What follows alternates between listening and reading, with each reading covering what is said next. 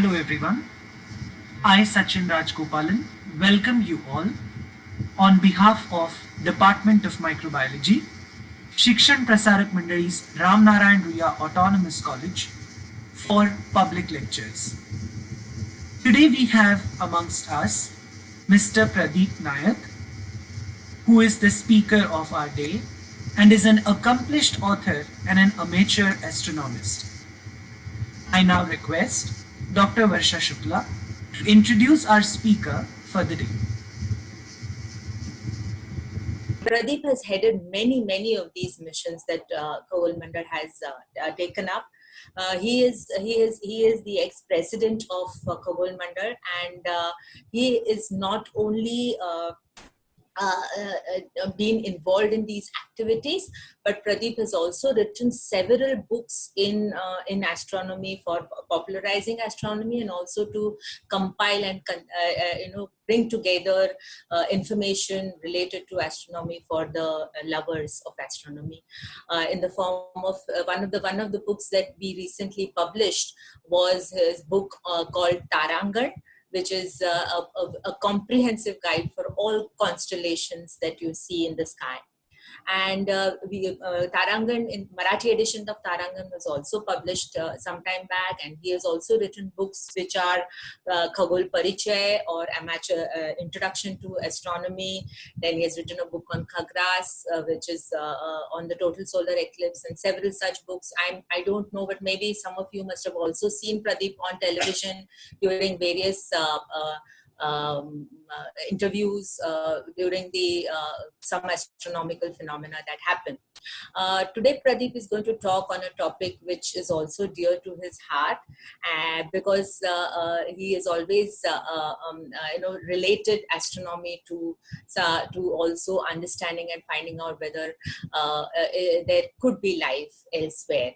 I would also like to say that Pradeep is a very, he's an ardent trekker, and he is also very fond of photography, astrophotography also, which is one of the branch that he has explored. He is a staunch environmentalist, and he is involved in science popularization programs at several other places also. So over to you, Pradeep, for the talk that you would today deliver. Are we alone in the universe? Thank you. Thank you, Varsha. Am I audible? Yes, you are. Okay. Thank you. In the beginning itself, I thank Ruya College for giving me this opportunity to talk on the topic which I really like. So I will start. Should I start my video? Okay, no need. Okay, fine. Yeah, I will start sharing this. Yes, sir. Yeah. Sir, if you wish, you can keep your video on. It's completely fine. Okay. Yeah. I cannot, but that's fine. Okay. So, are we alone in the universe? This is a very fundamental question which humans have been experiencing for a very long time. Maybe from the moment that we started thinking about universe itself. When we look at the stars, there are thousands and thousands of stars that we can see. Lying under the sky, obviously, we think, what are these stars? Are there any planets around them? Or maybe is there a planet where the life exists? So these are the questions that we have been asking for a very long time. Now, in the modern times, we can, I'm sorry, I cannot. When we ask question, are we alone in the universe? There are two answers to that. One is we are not alone. So, and the second possibility is that we are alone.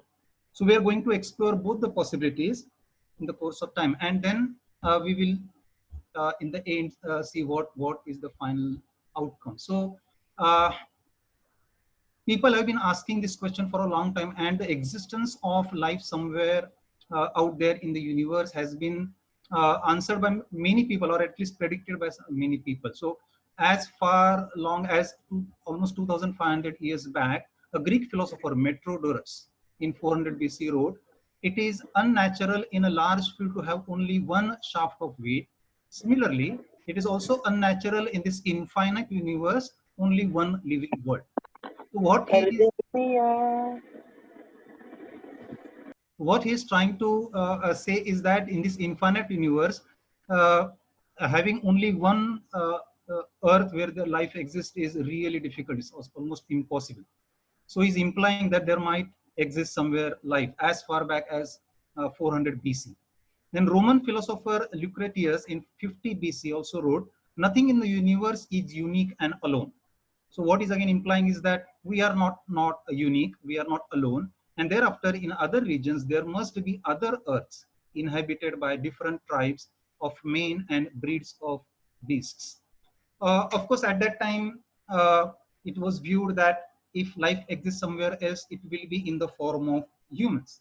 But now we know that that is not necessarily true. Then during Renaissance period in Europe, Italian monk Giordano Bruno was burnt alive in Rome. So this is the history that we all are aware of. So what was his crime? The first thing is that he advocated Copernican heliocentric theory, because before Bruno, or before 1600, everyone believed that Earth is at the center of the universe and Sun, including all the planets, revolve around the Earth. So this belief was discarded by Copernicus by his theory called heliocentric theory. What Bruno insisted that, or advocated that, Copernican heliocentric theory was true because church banned to teach this theory. Okay, but Bruno was advocating this theory, and not only he was advocating, he was also spreading this idea that we are not alone. What he said, that an infinite number of suns with planets with life around them, this is the possibility. This cosmos is filled with many lives. Now this was a rude shock for belief of Christian, because according to Christian belief at that time, universe was created by God and earth was created by God. Obviously we are at the center of the universe and we are the only species that God has created. So for this crime, Bruno was burnt alive. But the idea was there, whether the life exists or not. So now we will come back to our own planet Earth. This is the only planet, as far as we know, in our solar system which has life. We have explored almost entire solar system and we have not found life anywhere else. Our nearest celestial body, that is the moon, has water on it. We have recently discovered that there is water, frozen form of water on the polar region of the moon. But whether life exists or not is of course ruled out, because life is not possible. Conditions are extremely harsh on the surface of the moon. Then another planet that we have closest to us is Venus. Now Venus has a dense atmosphere around us, very dense atmosphere, almost 100 times denser than the atmosphere that we have on Earth. Most of the atmosphere contains carbon dioxide. As you can see, 96% of the atmosphere is carbon dioxide on Venus. The size of Venus is almost equal to that of the Earth, closer to the sun than Earth, obviously. And look at the average temperature. Average temperature on the surface of the Venus is 462 degrees Celsius. It's very high. In fact, it is higher than the Mercury. Mercury has lower temperature. Even though Mercury is closer to the sun, it has lower surface temperature than the Venus. So it was, in the beginning, it was a paradox for astronomers. Why temperature on the Venus is so high? Then we realized that we have a runaway greenhouse effect on the surface of the Earth. Now you can imagine 96% carbon dioxide. On the surface of the Earth, we have only around 0.35%, and we are still facing the problem of global warming. There is a global warming going on the surface of the Venus on a very large scale, and we are experiencing a runaway greenhouse effect on the surface of the Venus. This was a very big discovery, very important discovery, and planets also evolve, and their atmospheres evolve, their surfaces evolve, and maybe Earth is also going through similar phases, and maybe we may experience Venus-like condition. We don't know. That depends on how we behave in the future. There is another planet nearby us, which is Mars in our solar system. And for a long time, people thought that Mars must be inhibiting life. But now we know we have several space probes uh, uh, uh, which explored almost entire Mars, and we know that Mars does not have any life as of now. Now, Mars has a very thin atmosphere. It's almost half the size of the Earth. But there are several indications, several observations that these recent spacecrafts are doing, is that there are indications that liquid water once flowed over the surface of Mars. There are evidences of dried river beds. Then there are polar ice caps, which even we can see from the surface of the Earth. And there are several extinct volcanoes. So the surface of the Mars was also very active and dynamic in the beginning. But now, currently, there is no water on the surface of the Mars other than polar ice. And maybe subsurface layer, some at some places, liquid water may exist. We don't know that. And we are trying to explore that as well. Maybe in the past there was microbial life developed, but that is again a question where to find out whether life really existed there, what kind of life was there. So these are interesting questions which we want to explore in the near future. Now, Europa is another object in the solar system. Europa is one of the largest moons of Jupiter, and you can see that Europa has almost exactly spherical, a perfect smooth surface. And why it is interesting is that it has water ice. The entire crust is made up of water ice. Maybe at the below the surface of the this water ice crust, liquid water may exist. So there are space probes being planned to visit Europa in the future as well. So there is a very thin oxygen atmosphere as well. But as of now, the conditions there to exist life are very difficult. There are very adverse conditions where life is not possible. Another object in our solar system where life may be possible is the Titan. Titan is the largest moon of Saturn, and it has a very thick atmosphere, just like Earth. And this atmosphere contains methane and ammonia. That is very significant. Okay, so many scientists think that the atmosphere of Venus is just like the Earth had in the beginning of its life. So maybe it is possible that in the near future, life may evolve.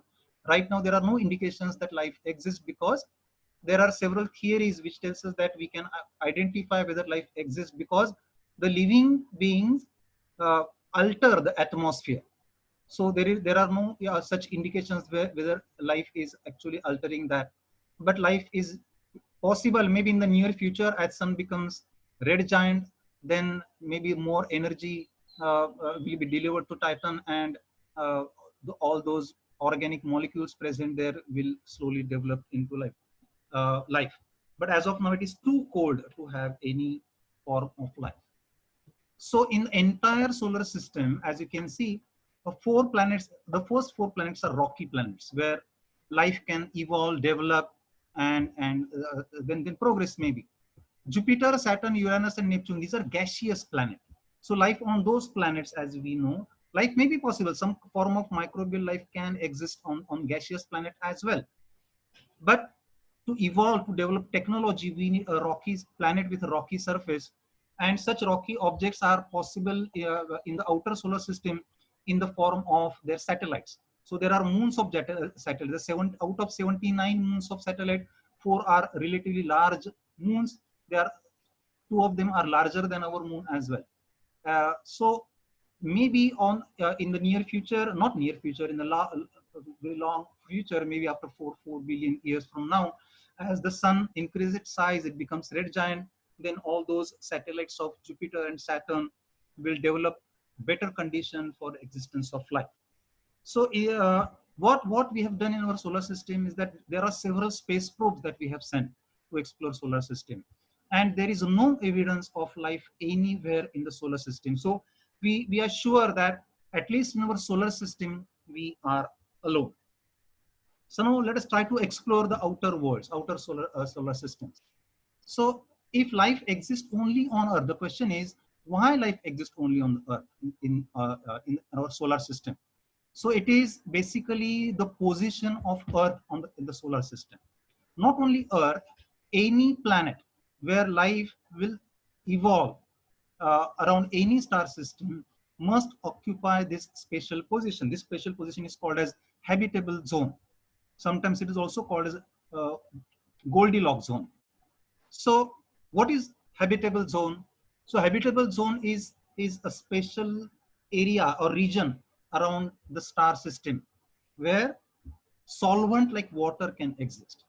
So this the distance from the star at which a solvent like water can remain in the liquid state, because only in liquid solvent all those complex organic molecular reactions can take place, and maybe a complex molecule like RNA, DNA uh, will evolve. So presence of solvent is very important, and that is possible only in habitable zone. If star is if a planet is a little closer, let us take example of Earth. Earth would have been little closer like Venus, life would not be possible. On the outer fringes of the habitable zone lies Mars. So now we know that yeah, even on Mars life is not possible. So Earth occupies really a special position, and that is the requirement for any planet to harbor life around the star. So how many extraterrestrial planets exist in our galaxy? So now we are trying to explore whether outside our solar system basically planets exist or not. Before 1990, astronomers were not sure whether planetary systems like solar system do exist around the stars. But now we know as the technology advanced and progressed, we are able to discover several planetary systems around different stars. So as of this month, we have discovered more than 4,200 extraterrestrial planets. Most of these planets, of course, are gaseous giants. There are few Earth-like planets that we have discovered, but till now we have not found any sign of life anywhere on those planets as well. So, if we consider the number of planets, say in our Milky Way galaxy, okay, so astronomers think that there are at least 400 billion planets which exist around several star systems around the Earth. So number is huge. So there are 400 billion possible places where Earth can, life can evolve. But is it really that easy for life to evolve? So for that, several decades back, astronomer Frank Drake, developed an equation which is now famously known as Drake equation. So as you can see this equation on the screen, of course, we will deal with each of the factors in this equation one by one, but we will move fast because we don't have enough time. So as you can see that this equation gives us the number of detectable civilizations, the rate at which sun-like stars form, the fraction of stars which form planets, and the number of planets around stars which are hospitable to life. That is a very important condition. Then out of those hospitable planets, where the fraction where the life emerges, because it's not necessary that life evolve in all such planets. Conditions have to be perfect. Then we also require possible number of planets where life becomes intelligent. That is a very important factor that Frank Drake was dealing. The number of planets where life can communicate, and that is a very key factor in this equation. And the most important factor in this equation is the length of time such civilization survives, and that depends on us. This last factor, the time factor, time span for civilization to exist, which can communicate, that depends on us. Whether we survive ourselves on this planet long enough to find out life anywhere else, or at least develop life forms ourselves by seeding several planets. Now, the first factor, the rate at which sun-like stars form. So Drake considered this rate as 2 to 3 stars per year. Okay, so every year there are 2 to 3 stars which are forming in our galaxy. Remember that this particular Drake equation is applicable to our galaxy. Okay, now this particular factor, according to recent calculations, indicate that the star formation is actually higher in our galaxy, and it is about 6 stars per year. So the actual rate is higher than the Drake considered. Now, second factor, fraction of stars that form planets. Now, Drake considered this as factor as 1. Now, according to the recent development, this figure is now 10% sun-like stars have planets. Not all stars have planets. So suppose if we consider all sun-like planets, out of that 10% stars will have planetary systems. Again, we are not very sure about this particular factor, but as of now we can consider this factor as 10%. Now, number of planets around star which are hospitable to life. Drake considered this number as two planets which are hospitable to life. Now, according to recent observations, the orbits of the planets also play very important role. So several planetary systems that look more like solar system are already known. So orbit has to be very close to the star, or temperature is too high for Earth-like star. So all these factors must be considered when we consider this factor. Now the next factor is fraction of planets where life emerges. And Drake considered this fraction as 1, where the scientists are considering this factor now. The modern estimates are that 10% star systems in our galaxy should be hospitable to life. Now, for life to emerge on any planet, we must have presence of heavy elements and complex molecules. We need energy, and all these factors are need to be considered. Okay, because if we have a planet where heavy elements are not there, then life cannot develop or evolve, because as we know, our body contains lots of heavier elements, like including molybdenum, iron, phosphorus, calcium, nitrogen. All these elements need to be present on the particular planet in sufficient quantity for life to develop. Now another next important factor is whether life will develop intelligence or not. Now this is a very critical factor, very important and very uncertain factor. The problem is that since there is only one so-called intelligent life that we are experiencing, that is we humans. Here I'm not saying that all life forms are not intelligent. Okay, all the life forms on the earth are intelligent, because they are surviving. Survival is important, and for survival, intelligence is important. But here we are talking about a different kind of intelligence. We will talk more about this intelligence later. So some estimates that solar systems in galactic orbits with radiation exposure as low as Earth's solar system may be more than 100,000 times rarer, giving a value is 1 into 10 raised to -7. So this factor is very, very low, where life become intelligent, very low. And then the number of planets where life can communicate. Now there is a lot of uncertainty. Drake assumed this as 0.01, that is just 1% of such planets where life is there, life exists, but whether they are able to communicate or not. Take our example. We exist, human species exist on Earth for more than 4 million years. And the capacity to communicate with the outer worlds has been here for just about more than 60-70 years. After 1950, we were able to communicate with the outer world, with each other. So the capacity to develop communication is very, very recent in our case. It's very small time span that we are now where we are communicable. Now the last factor is the length of time such civilization survives.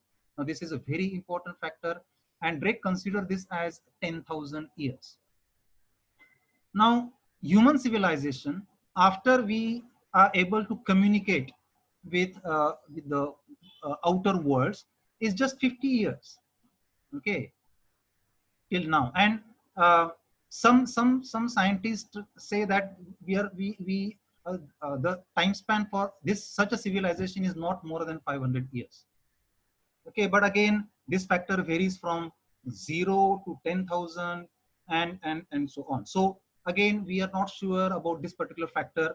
That depends on us. As long as we are alone, where such life exists. We are the only intelligent life form that we know. Such factor is very, very uncertain. Now, if we consider the Drake equation again, the value that Drake came up, considering all those factors, is 10. So in one galaxy, there must be 10 planets where an intelligent life which can communicate with each other, that's a possibility. Only 10 planets in the entire galaxy. Then there are several other astronomers and astrobiologists who jumped in to find out this value. And there are varied values. As you can see, I've given only 2 values. One factor is only 50. So there are 50 such planets where life can communicate. And there are, according to another estimate, there are 5,000 such planets in entire galaxy. Now this number is very, very low. Remember that our galaxy Milky Way has more than 200 billion stars. So out of that, only 50 stars or 50 planets where life can exist and they can communicate. It's a very low number. So if life exists somewhere out there, then what should we expect about that life form? If at all we are able to find out life somewhere else, then we should be sure, we are sure that that life must be carbon based. Okay, it has to be carbon based because carbon is the only element which can form several compounds, several millions compounds. Okay, even with basic knowledge of chemistry, we know that carbon is a very special element, tetravalent bond and then catenation property and all that, because of very peculiar property and also the abundance of carbon. Silicon also has similar property, but the bonds that silicon develops are not as stable as carbon, and the range of formation of silicon bond is very narrow, whereas carbon has a very large range of formation of bonds. So there are millions of carbon compounds that we find, and wherever there is life, it has to be carbon based, just like us. Now that wherever we find the life, it has to have all the characteristics of life that we experience here. And another factor that this life must exhibit is that there must be an evolution. Life must evolve. Okay, so that wherever that life exists, intelligent life exists, which can communicate with us, it has to evolve from unicellular organism ultimately into the multicellular organism. Now carbon, as we already discussed, has a unique catenation property, and it, which can form very long chains. DNA has more than billion atoms in it. So we have huge, really large molecules which became possible because of a unique property of carbon, and therefore carbon is extremely important. And carbon also has relatively high abundance in the entire universe. See, we are not special. Earth is not special. Earth does not occupy a very special position or place in the entire universe, neither our solar system nor our galaxy. Okay, so we are common. I mean, the stars, sun-like stars, are not special. Okay, sun is a very ordinary star, just like several other millions of stars. So the elements or the chemicals which we find on the Earth are also not unique. Similar composition must be present in all those planets anywhere else, and therefore the chemistry and the laws of physics, and according to what all other factors the life develops, it has to be similar to what we find on the Earth. So if we have a planet where all these elements and chemicals and all other conditions are available, then what other requirements are necessary? One is that the star must have a life in the range of 10 billion years. I'm not saying 10 billion years. I'm not saying 10 or 12. Say around 10 billion years, because that is the time that we've taken. The time that we have taken to evolve. Okay, human species evolve on the planet Earth after 4 billion years of history of life. 4 billion years of history of life. So if we have a star whose lifespan is, say, just 2 billion years, then by the time unicellular life form evolves into multicellular life, the star will be dead. Okay, so we need a star which is not very huge or giant or very luminous. We need an ordinary star like sun, and sun-like stars have life around in the range of 10 billion years. A massive star, if we have very luminous star, then its life is very short.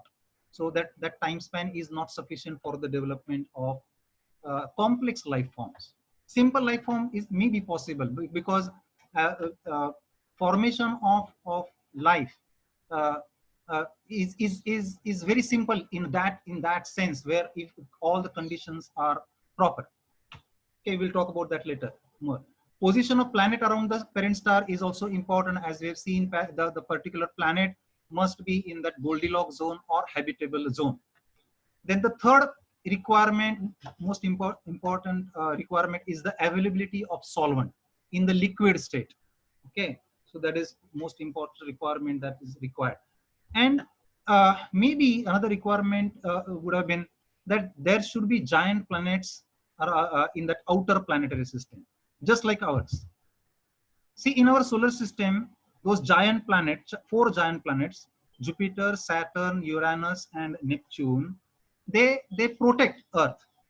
In the sense, if any comet is coming towards the inner solar system, all these comets, they have very high probability that they will change their path, or they will be attracted towards these giant planets, and they will not collide on the inner planets like Earth. So these giant planets actually protect us from several bombardment of several such asteroids or planetoids or even comets. Then maybe the presence of moon in our case played a very important role in the development of terrestrial life. So maybe this is a requirement. We are not sure, but maybe the presence of satellite like moon is very, very important. So all these conditions are satisfied in our solar system in case of Earth, and that's the reason why in the entire solar system, Earth is the only planet which have life.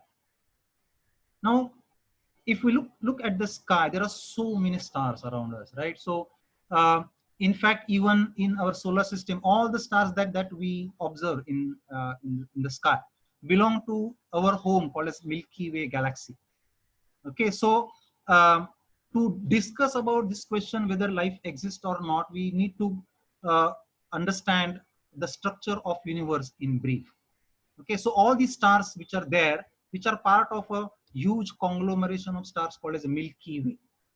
So all these stars, most of those stars are giant, massive than the sun. But if we consider all those stars even in our Milky Way, where there are 200 billion stars, if you consider there are only 1% sun-like stars, still that amounts to 2 billion sun-like stars just in our Milky Way galaxy. 2 billion. Okay. So all those factors were considered to develop the value of Drake equation. Now, as I already said, life around very bright stars, very luminous or massive stars is very, very difficult, because all these massive and luminous stars exhaust their fuel very fast, and they die within few billion years. Some stars die within few million years as well. Okay, so the life of such stars is very, very short. Therefore, life is very, I mean, see, why I'm discussing is that if we want to find out a planetary system where life can exist, we need to minimize the number of stars where we can find, because there are so many stars out there. We cannot check each and every star for a planetary system. So we have to narrow down to smaller possibility and find out, or try to find out, where planetary systems exist or not. Okay, so that's why I'm explaining that all these luminous and massive stars should be excluded from our search for life. Okay, and another factor, of course, here, as it is mentioned, is around such stars, the radiation is so intense that even planet formation in some cases becomes very, very difficult. Now, there are several clusters around us as well. So this particular cluster visible here is a globular cluster, where there are at least 1 million stars, 10 lakh stars. Again, formation of life around those stars. Imagine a planet in this. The entire sky will be blazed like sun, and life, as we know, will be extremely difficult to evolve in such planetary systems around such star cluster as well. Now, so where can planetary systems develop? So this is the place where the solar system, the planetary systems can develop from such a giant molecular cloud. So this is an image of a giant molecular cloud, where all the heavier elements are present in certain composition, and slowly this cloud will coalesce to form sun-like stars and the planets around it. So requirement of such giant molecular clouds is essential for development of planetary system. Now, look at this picture of Milky Way galaxy and the position of the solar system. Okay, now our solar system is at the outer fringes of Milky Way. Okay, again the possibility that life develop very close to the center of Milky Way is very low because of intense radiation there. So we are sufficiently away from the center of Milky Way so that life became possible. Now, even if we consider that out of this entire Milky Way galaxy, Earth is the only planet. Okay, so that n is equal to 1, Drake equation factor, if we consider as 1, which means there is one intelligent life behind every galaxy like Milky Way. The nearest galaxy might also have an Earth. So this is Andromeda galaxy, which is the closest galaxy to us, our neighbor, which also contains more than 200 billion stars. So according to that value of Drake equation as one intelligent life form which can communicate per galaxy, then Andromeda galaxy will also have such one life form. Okay. Now, how far away this galaxy is? Can we communicate such a life form on Andromeda? So answer is very difficult, almost impossible, because this galaxy, the nearest galaxy to our Milky Way, lies at the distance of 23 lakh light years. The light takes 23 lakh years to reach Andromeda. So if at all there is one life form on the Andromeda and we say hi, hello to them, send the message with the speed of light, that message will reach Andromeda after 23 lakh years. And that one life form, wherever in that galaxy is, if at all they are it is possible for them to capture that signal, then they will communicate back to us, say, yes, hi, we are here. So that message will take again 23 lakh years to reach us. So if we send, remember, we developed this technology to communicate with other life forms just 50 years back. And if we send message now, the reply will come after 46 lakh years from now. So try to understand the difficulty to detect life somewhere else. Now, just like our Milky Way galaxy and Andromeda galaxy, there are clusters of galaxies where there are thousands of clusters in it. There are literally clusters and superclusters of galaxies. This entire universe is filled with galaxies. So look at this imaginary picture of universe where each dot represents a supercluster of galaxy. Supercluster. A typical supercluster contains 10,000 galaxies like Milky Way. Each dot in this picture is a supercluster. Remember that. So there are so many galaxies in the universe. According to current estimate, there are 100 trillion galaxies in universe. 100 trillion. So even if an extremely moderate number of Drake equation as one life form per galaxy, we still have 100 trillion possibilities of life forms in the entire universe. Can you imagine that? 100 trillion intelligent life forms which can communicate. So this entire universe is filled with life. Okay, so if there are so many intelligent life forms, okay, so many intelligent life form, then where are they?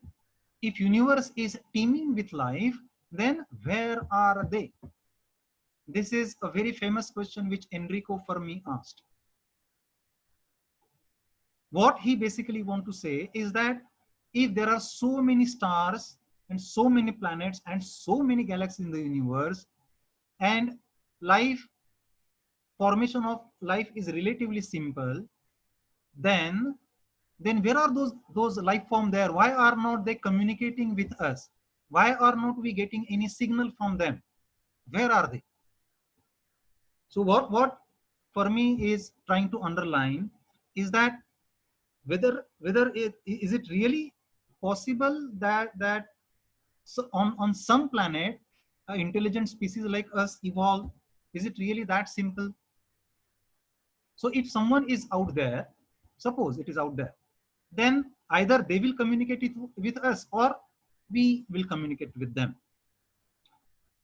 Now, according to several scientists like James Lovelock, who developed this Gaia hypothesis, uh, these scientists say that we don't have to send space probes to find out whether life exists on some planet.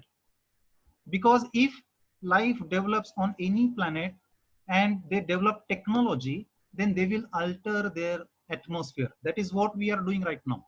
We are altering our atmosphere because of the development of technology. So such alteration are the indication that life exists somewhere there.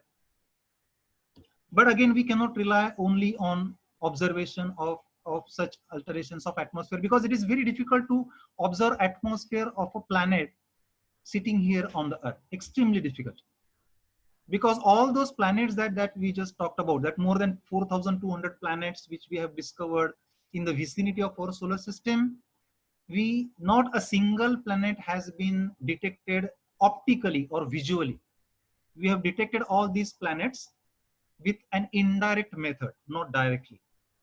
So forget about observing their atmosphere. We have not yet been able to detect them visually as well, optically as well. Their presence has been verified with some indirect methods.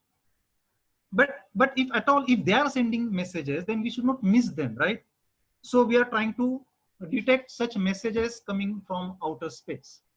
So one of the possibilities of finding out whether life exists on Earth is by sending spaceships. That again, that is very impractical approach, and nobody's trying to do that, of course, because even with the fastest spaceship like Voyager 2 spacecraft, which is shown here, or Pioneer 10 or New Horizons, which is now in the outer fringes of our solar system. So all these spaceships are traveling at a very small velocity or speed compared to the speed of light. So even at the rate of 75,000 kilometers per hour. Now Voyager is traveling at the rate of 60,000 kilometers per hour, by the way. Voyager 2, shown in this picture. Only 60,000 kilometers per hour. Okay, but suppose imagine a spaceship which is traveling at 75,000 kilometers per hour. It will cover the distance of 4 light years, the place where the nearest star system exists, which is Alpha Centauri or Proxima Centauri system, 4 light years, 4.2 light years. Even with the speed of 75,000 kilometers per hour, this spacecraft will take more than 60,000 years to reach there. More than 60,000 years. So this is impractical solution. But of course, we have not taken chances, and we have sent to those spacecraft not to find out life on Earth, but in the expectation that maybe in some future, distant future, some life form will capture this spaceship, and they will try to find out from where this spaceship came from. And that is the reason why we have kept this golden record on Voyager, indicating our position and several other indications that we are there. Now, this is a plaque which has been placed on another spacecraft called Pioneer 1. Pioneer 1 is already out of the solar system, and we have lost communication with Pioneer 10 and 11. Both are just outside the solar system. They are gone in some random direction. But there in that spacecraft also we have placed this plaque as well, indicating the presence. But again, as I said, sending spacecraft is impractical. But we can send radio message. That is easily possible, because sending radio signal, radio message is the cheapest way of communicating with the outer life forms. So we have sent a radio message just like this, indicated here, through this telescope called as Arecibo Radio Telescope, the largest fixed radio telescope in the world in Puerto Rico. With this radio telescope. We have sent this radio message in 1972, and this is towards the constellation Hercules. Now, of course, we are trying to detect those several messages uh, which might be coming from the solar systems in from any direction. For that, we have projects like SETI, Search for Extraterrestrial Intelligence, then Project OSMA.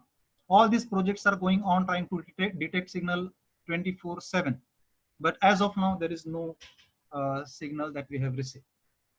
Now, Carl Sagan, one of the very strong advocates for search for extraterrestrial intelligence, was Carl Sagan. Now he said that life is a necessity, that life will form on any planet given certain conditions and almost spontaneously. Take the example of Earth. Okay, as soon as Earth formed, initially around 4.5 billion years back, it was very hot. Temperature was very high. It was almost in molten condition. But as soon as it is cooled, as soon as Earth got cooled, within 700,000 years, after the cooling of Earth, first life form existed on Earth. So it is I mean, given certain conditions, life must form very quickly. So what are those conditions? We already saw that it has to be in the habitable zone. There has to be some solvent like water. Fortunately, on the surface of Earth, water existed almost immediately as soon as it cooled. So what are the reasons why water existed on Earth, or it became available? So that is out of scope of this lecture. But water became available, so that dirty pond also developed almost immediately, rich in organic molecules, and life evolved almost immediately, life form. We have fossil evidences of these life forms. Okay, so the age of those fossils is almost 3.8 to 4.2 billion light years. 3.8 to 4.2 billion light years. So which indicates life form almost immediately on the surface of the Earth. Now the question is that even if there are those billions and billions of planets within, even in our galaxy, is it really possible to have those conditions where intelligence evolve? See, here again, many scientists think that life has to be there somewhere. It's only the question where, when are we going to find out and how? Okay, sitting here on the Earth, there is only one way that we can find the life, that is that if they communicate with us. Okay, so which means they must develop intelligence and they must be able to communicate with us. So that is the requirement to find out whether life exists or not. Imagine a planet where life existed. Take case of Earth. Take the case of Earth. On the surface of the Earth, life evolved, as I said, almost immediately. Almost immediately. So there were prokaryotes, there were eukaryotes. But if you look at the fossil evidence of life on Earth, for more than 3 billion years on the surface of the Earth, there are only unicellular life forms. Only unicellular life form for 3 billion years on the Earth. And relatively recently, in the Earth's history, multicellular life form evolved. And that multicellular life form, for a very long time, were restricted only in the ocean. Conditions were not proper to migrate this life form, multicellular life form, on the land. So migration to land became possible only when ozone layer developed, oxygen developed, then ozone layer developed. So development of intelligence require lots of such factors. Okay, so what is intelligence? So again and again, I'm saying this word intelligence, intelligent life form, search for extraterrestrial intelligence. Because unless and until a species become intelligent, it is impossible to find out, unless until we physically go there and check. Okay, because if imagine a planet, okay, around Proxima Centauri, which is just 4.2 light years away from us. Okay, we have already discovered that there are 4 planets around Proxima Centauri, 4 planets. If life exists there or not, if we go there physically and check it, then most probably we will find that life is in unicellular form. That is the reason why they are not able to communicate with us. Okay, so if we want to detect life sitting here on Earth, we need an intelligent life form which can communicate, and therefore they must have intelligence. So what is intelligence? Ability to process information and develop that knowledge which can be applied for the betterment of species. That is intelligence. Of course, there are several different definitions of intelligence. If you try to find out the definition of intelligence, there are literally hundreds of definitions. Okay, but for us, this is relatively better information, that we must be able to observe and gather the information, and using that information develop the knowledge which we can apply, maybe in the form of technology. This is what we did. Okay, we developed this intelligence because we were able to process the information. We can store that information, we can transfer that knowledge that we have. Okay, so such intelligence is required, and only then it will be possible for us to communicate with them, or they to communicate with us. So what are the prerequisites for intelligent life? Okay, again, that same conditions are there. Life must be carbon based. It must evolve over time. It must be multicellular. This is another factor, that has to be multicellular, because unicellular life form cannot communicate with us. It must be motile. They must be able to move around. Otherwise, if you are immobile, like trees, for example, okay, so they cannot develop intelligence where they can communicate. Okay, I'm stressing here again and again that I'm not saying that the species on Earth are not intelligent. They are intelligent, but we have a different kind of intelligence where we can develop rockets, we can develop computers, we can communicate with the technology, we can think about universe, we can discuss about universe. Sitting here, even in this case of pandemic, glued to our mobile or laptop screen, we are discussing all these questions because we have a different kind of intelligence. No other species on Earth is doing like this, I'm sure now. Okay, so this kind of intelligence that I'm talking, and this kind of intelligence must evolve in a species. Okay, so evolution of intelligence, at least on the surface of Earth, is highly accidental. Now, this is a very controversial statement, but there are few scientists who think that this evolution of intelligence on Earth is almost impossible, and the probability of development of such intelligence on Earth was 1, and that probability is already happened. So now, at least on the Earth, okay, at least on the surface of the Earth, such intelligence cannot be developed, or will not be developed. So if we become extinct, okay, God forbid, but if we become extinct in the near future, then the probability that any other species become intelligent like this, like us, is almost 0. Some scientists say that in the entire universe, the probability of such development of such intelligence is 1.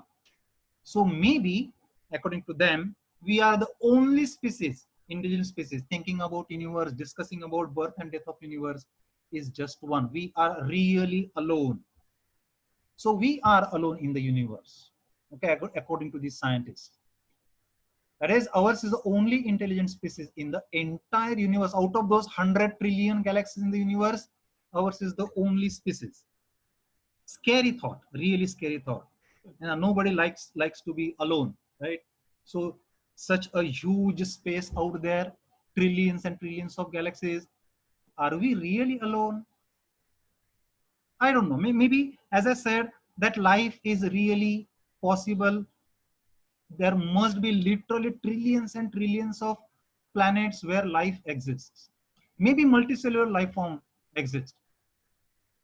Because even in case of Earth, again, coming back, because Earth is an idea, Earth is the only laboratory that we can test all these hypotheses. Okay, so take the example of dinosaurs.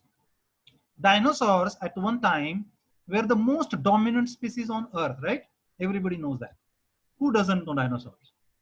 So dinosaurs, when they evolved, they occupied each and every niche on the Earth. There are all sorts of dinosaurs, tiny dinosaurs to super giant dinosaurs. They were intelligent because they survived for such a long period. If you look at the era of dinosaur, they ruled this earth more than 23 crore years, 230 million years. 230 million years. But did they evolve this technological intelligence? The answer is no. Given long enough time is not sufficient that intelligence will develop. Dinosaurs were here for 23 crore years. It was more than sufficient time span. Still, they did not become intelligent to send rockets or to develop laptops, mobiles. I'm sure that they did not develop the technology because I have not come across any example where these are paleontologists are digging for fossils of dinosaurs, and near the fossil egg of dinosaur, bones of dinosaurs, they also come across the fossils of rockets or laptops or computers. There is no such evidence. So long enough time span will not necessarily develop the intelligence. So why do we have this intelligence? Why did we develop into that intelligence? Pure chance, pure coincidence. We are not special. Okay, any evolutionary biologist will tell us that we do not occupy special place. Even on this huge, gigantic evolutionary tree, we are a very tiny and small twig. We do not occupy this special condition or special position on this evolutionary tree. Evolution did not occur for us. Evolution will not ultimately end into humans. Okay, we are like just like any other species on the surface of the earth. We are not special. But we develop this intelligence because of several, literally thousands of coincidences. And repetition of such coincidences is extremely, extremely rare. And if this is really the case, if we are really alone, then we must preserve this civilization. Look at us. I mean, what all these humans are doing to this earth. We are polluting everything. We maybe, I mean, even in this case of pandemic, we are having a sigh of relief that pollution has come down. But the moment this pandemic is over, we will again go out there and start polluting the earth. We are literally destroying not the earth. Earth will not get destroyed. We are destroying ourselves. And looking at the condition, the rate at which we are destroying our environment, we will not survive on this planet more than few thousand years. It will be really a sad end for the universe if humans are not there to observe this universe. So look at this beautiful picture taken by Voyager, the pale blue dot. Okay, I hope some of you have read this book written by Carl Sagan, The Pale Blue Dot. Okay, so in the background of the solar system, this Voyager looked at back towards the sun and the earth, and they got this beautiful picture of pale blue dot. So in this image also you can see that there is a this white dot is the earth. Look at the tiny dot. And the quote here given by Carl Sagan is so fantastic. So I will read a few of the lines and then I will end with this, and then we'll take questions. Our posturings, our imagined self-importance, try to understand all this, okay? So our posturings, our imagined self-importance, the delusion that we have, some privileged position in the universe are challenged by this tiny point of pale light. Our planet is a lonely speck in this great enveloping cosmic dark. In our obscurity, in all this vastness, there is no hint that help will come from elsewhere to save us from ourselves. There is no one who is coming to save us. Remember that. The earth is the only world known so far to harbor life. There is nowhere else, at least in the near future, to which our species could migrate. Migration is also extremely difficult. We are talking about settling on Mars, but that will be really, really difficult. Few people can stay there, but not entire species. Visit, yes, we can visit them, but settle, not yet. Like it or not, for the moment, the earth is where we make our stand. It has been said that astronomy has a humbling and character building experience. There is perhaps no better demonstration of the folly of human conceits than this distant image of our tiny world, the pale blue dot. To me, Carl Sagan says, it underscores our responsibility to deal more kindly with one another and to preserve and cherish the pale blue dot, the only home we have ever known. Carl Sagan. That's it. Thank you very much. So, sir, there are a lot of questions which have been pouring in, and in the interest of time, I'll be reading out few interesting questions that have been asked. So, to begin with, there is a question that has been asked that if there is life which is extraterrestrial, which is not from Earth, is there any evidence about the growth or the kind of changes that these lives undergo in space? I did not get. As of now, we have only planet, that is Earth, where life evolves. Nowhere else in anywhere in space we have found any evidence for life. There are several complex molecules that we have discovered, including amino acids and other, but no evidence of any life form anywhere else. There are several hypotheses which tells us that life will be possible in some of the clouds or in extremely harsh condition as well. Even on the surface of the earth, we know that there are extremophiles where life can exist in extremely harsh conditions as well. Okay, but here we were discussing about the life which can evolve, not only the life that can exist, but life which should be able to communicate with the outer worlds, other worlds. So such life form, development of such life forms in space is impossible because the temperature in space is extremely low, minus 270 degrees Celsius. So but if you need a planet where life can develop, because the temperature has to be proper so that solvents exist, all these conditions must be present for life to develop and evolve.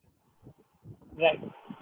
Sir, there's another question which has been put up by two of our students, wherein they have mentioned that when we think about Kepler 452, and it has been already considered as Earth's cousin by NASA. So in that case, do you think that life, just like it has evolved on Earth, would also be found on Kepler? Would it be the first place for life to evolve than the other planets? Yeah, understood. See, again, finding out a planet is one thing, and finding life is another.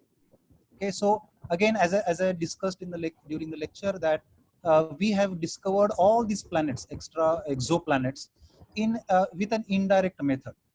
Okay, no planet has been observed optically. So even with the largest telescope that we have, finding out details of planets, finding or observing some kind of atmosphere around that planet is extremely difficult with the current technology. Maybe in the near future, when we have more powerful space telescopes, it may become possible to detect atmosphere. And according to many scientists, if we are able to detect atmosphere, certain gases which might be present in the atmosphere, which are indicators of presence of life, only then we will be able to decide. But as of now, we cannot say for sure that life will exist, even though they are Earth-like planets, not necessarily they are in the habitable zone. Okay, so we need to have all those conditions set proper, only then life will evolve. Maybe, I'm not saying life does not exist there. Okay, life can evolve, maybe there is a life, but we don't know as of now. We are yet to able to detect any life from there. Yes. Right. So So there's been another question wherein it has been quoted that it said universe is expanding.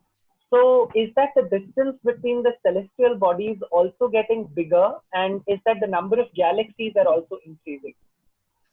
It is a question related to astronomy, but yeah, I will answer that briefly. Yeah, universe is expanding because when we think about the universe, because in the name of the lecture itself, the universe is mentioned. Are we alone in the universe? So the universe in which we live is expanding, obviously, yes.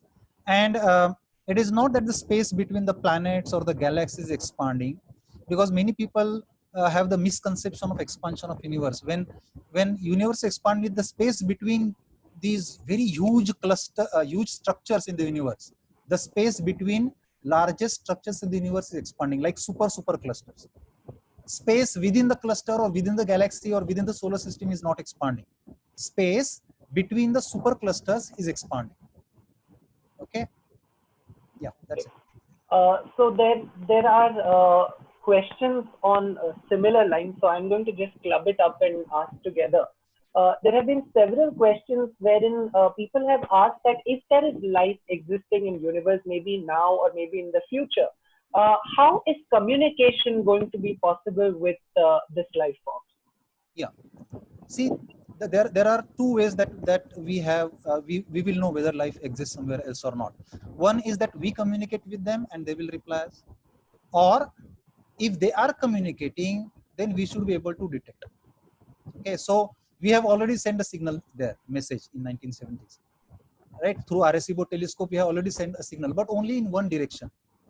If we really want to give up our position to all other life forms, because there are many scientists who oppose this idea of telling this universe that we exist here, because we don't know whether those other life forms are friendly or hostile. Okay, so if you have seen Star Trek, then we know that there might be several life forms which are hostile to us. So so we have to give up our location by sending signals in all directions all the time. So we have not yet done that. The easiest way is to locate any signal which is coming from outer space, and for that we have several projects like SETI project, for example. So there are huge radio telescope complexes which dedicate some time to find out the signals. Even our giant meteor radio telescope GMRT in Pune, Narayangaon, it also gives some time to detect those signals from extraterrestrial space. So if we find that, because radio message is the cheapest way that we can send a message, we can send message optically or we can send message through laser as well, but that will be extremely costly. Okay, because the strength of the signal will get reduced by square as the distance is further and further. So we should be able to get the faintest signal, and that is the reason why we are using these huge giant radio telescope complexes. So one is that we are trying to find out the message all the time. There are several SETI telescopes which are observing space 24/7. Huge amount of data is created, and therefore there are citizen SETI project as well, wherein citizens analyze that data on their computer. They give some time of their computer to analyze data with AI software. The other thing is that we sending the signal, but we will never know unless until they get the signal and send reply. Okay, so to find out whether life exists out there somewhere is to detect the signal coming from them. That's it. Yeah, next. Yet another question which has been asked by several of our participants is that we have so many organisms which are evolutionarily related to us, which are similar in their structure, function, and behavior. Yeah. But then why do we state that after we become extinct, the species similar to us in intelligence will not evolve? Or why is that statement made that the probability of evolution of intelligence is 0 and it cannot be 1? Yeah. See, again, if you look at the factors, how our intelligence evolved. Okay, now again, I'm not an evolutionary biologist, but I've read a lot of literature about that. Now, existence of human beings also became possible because of several coincidences. That dinosaurs became extinct, that is one factor. In those massive extinctions, one of our phyla survived. That is another coincidence. So there were several extinctions happening all the time, and through that, ultimately we survived. And even in our case, we again see whether chimpanzees are our closest relatives in the animal world. Okay, so we do not have any special biological structure which is advantageous for the development of intelligence. But because of some factors that we developed intelligence. And a repetition of similar factors again, which will ultimately culminate into intelligence, seems to be very rare, very difficult. I will suggest some of you, those who are really interested, to read the book It's a Wonderful Life by Stephen Jay Gould, in which he mentioned that if we rewind this videotape of evolution of 4 billion years on the earth, and if we replay this tape maybe million times or billion times, in every case we will not be there. Humans will not be there.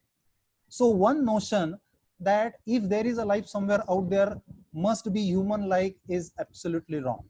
It can be in any form. It can be in any form. Okay, life can be in any form. So in any shape or structure that they have, the only thing that is required is the intelligence that we have. And out of those billions of, literally millions and millions of species on the earth, one has to think that why only humans have this intelligence? Why not any other species? Okay, so maybe if we get that answer, then maybe we'll be able to answer this particular question, that is it really possible for after our extinction, will there be another species which will evolve into intelligence? Okay, because looking back into the history of Earth, there is no fossil evidence for development of any intelligence, any sort of such technological intelligence till now, because we came here on this planet very recently. 4 million years is negligible time span, negligible. Okay, so even after dinosaurs, there is a huge time. 65 million years is a huge time span. So even after the extinction of dinosaurs, no species become intelligent. So that tells us something, right?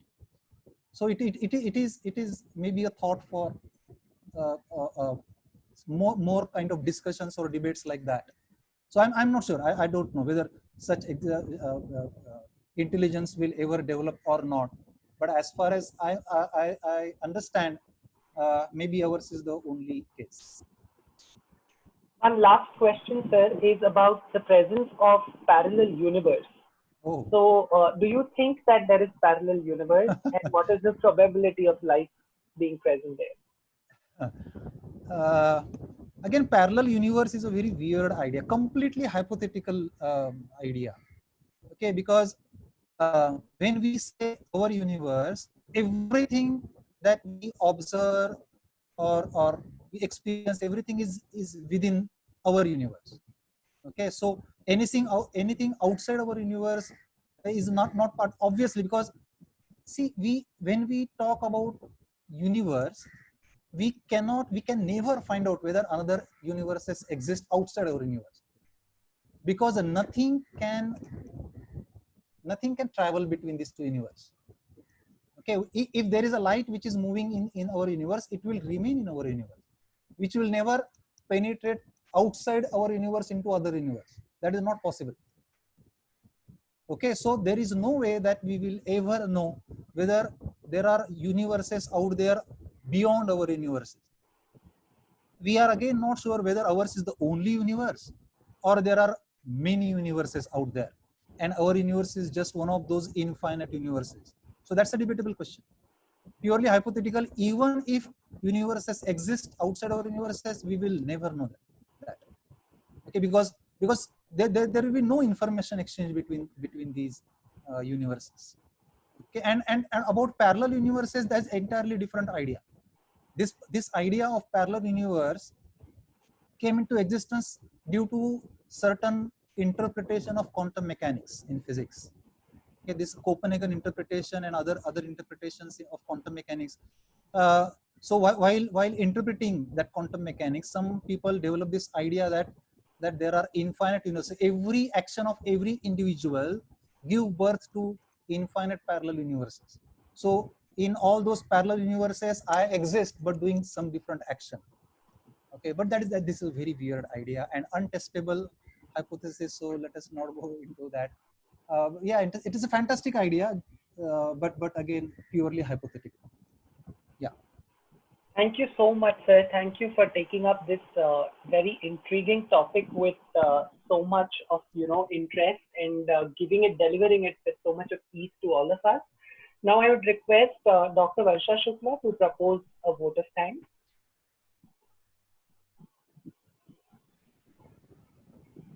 Thank you, Pradeep. Thank you so much for the talk that had a extremely unimaginable wide range, starting from the pale blue dot to the parallel universe.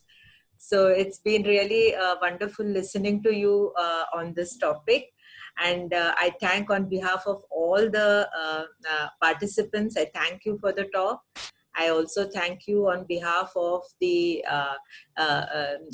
SP Mandaris Ramnarayan Ruya Autonomous College Management and staff members and the students of the college. And I request all the participants to please fill up the feedback form and give us a feedback on how this talk has been. And also maybe write back to us if you all have been regularly attending our lectures that we conducted in this month, as to whether you really liked it and what could be maybe the other improvements or other topics that we can take up if you all are interested in and continue with this kind of an interaction. So thanks, Pradeep. Thank you so much, Pradeep Nayak, for being with us, and thank you to all the participants also. Thank you. Yeah, Sachin has asked me to, okay, he's put it on the group. If any one of you all are interested in any other things that you all want to communicate with us, you can write to us at hodmicrobiology@ruyacollege.edu. And Pradeep, if there are any students or anybody who wishes to ask you anything, are you ready to share your email ID with them? Yes. Then maybe you can. Yes, I will. So should I send it through chat? Yes, you can put it up on chat. Yeah, so everybody will be able to see it. Okay. Yeah.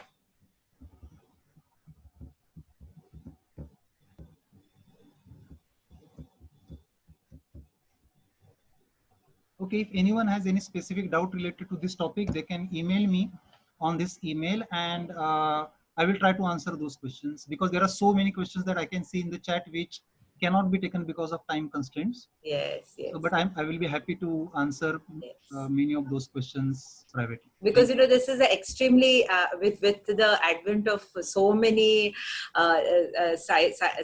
movies that come on science fiction and so many things, there are questions on wormholes and black holes and everything that students have been asking. So I think maybe you could answer them via mail. Sure. Thank you.